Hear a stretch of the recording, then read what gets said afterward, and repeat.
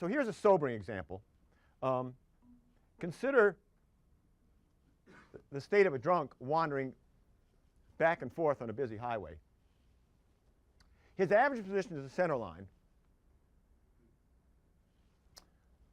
Therefore, the state of the drunk at his average position is alive, but on average, he's dead. You get the difference? Not a small effect. Okay, so for effective public relations, I mean, you've got to use every trick in the book. Sounds, for example. I have a Lenovo ThinkPad up here. What do you hear when you see ThinkPad? You hear anything? You hear Intel. Does anybody have a Sony? How about a Dell? Even, God forbid, a Macintosh.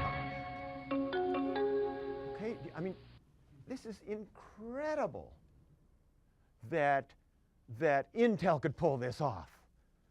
So you think Intel whenever you see. Okay, so here's the flaw of averages sound.